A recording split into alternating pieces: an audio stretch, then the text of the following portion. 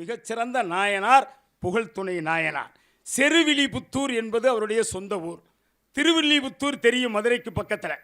ஆண்டாள் அவதரித்தம்மன், பெரியாழ்வார் அங்கே இறைவனை பார்த்த ஊர் எல்லாம் சொல்லுவாங்க. ஆனால் செருவில்லிபுத்தூர் என்று சொல்லக்கூடிய ஒரு அற்புதமான கிராமம். அந்த கிராமத்திற்கு இன்னொரு பேரும் சொல்லுகிறார்கள், அரிசிக்கரை புத்தூர் என்றும். அரிசிக்கரைனா ஒருவேளை அரிசியிலேயே கரை கட்டி வச்சிருப்பாங்களோ என்னமோ தெரியல. அரிசிக்கரை புத்தூர் அவ்வளவு வளமிக்க செல்வ செழிப்பு மிக்க ஒரு ஊராக கூட இருக்கலாம். அழகாதிரி புத்தூர் என்றும் அது அழைக்கப்படுகிறது. அழகா புத்தூர் என்றும் அந்த ஊரை சொல்லுகிறார்கள். அது கும்பகோணத்திற்கு அருகில் இருக்கக்கூடிய சிறிய ஊராக குறிப்பிடப்படுகிறது. அந்த ஊரிலே பிறந்தவர்தான் புகழ்துணை நாயனார். புகழ் எனும் பெயரினை அவருடைய பெயரிலேயே வைத்திருக்கிறார். 63 நாயன்மார்களும் புகழுக்குரியவர்கள் தான். அதைவிட புகழுக்குரியவன் இறைவன். ஆனால் இவருடைய பெயரே புகழ் என்பதிலே தொடங்குகிறது என்று சொன்னால், புகழை துணையாக கொண்டு வாழ்ந்தவரா அல்லது புகழுக்கு துணையாக இருந்தவரா?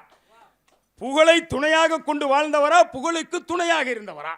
சரி, புகழுக்குத்தான் துணையாக இருந்தார் என்றால் அதனால்தான் புகழ் துணை நாயனார் என்று பெயர் வருகிறது. புகழுக்கு துணையாக இருந்தார் என்றால் யாருடைய புகழுக்கு துணையாக இருந்தார்? யாருடைய புகழுக்கு துணையாக இருந்தார்?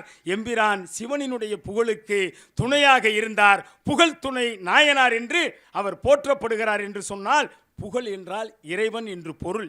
தோன்றில் புகழோடு தோன்றுக அக்திலார் தோன்றலின் தோன்றாமை நன்றி என்று வள்ளுவன் சொன்னானே, அப்படி தோன்றுகின்ற போதே புகழோடு தோன்றக்கூடிய அந்த வாய்ப்பு இந்த அடியாருக்கு கிடைத்திருக்கிறது.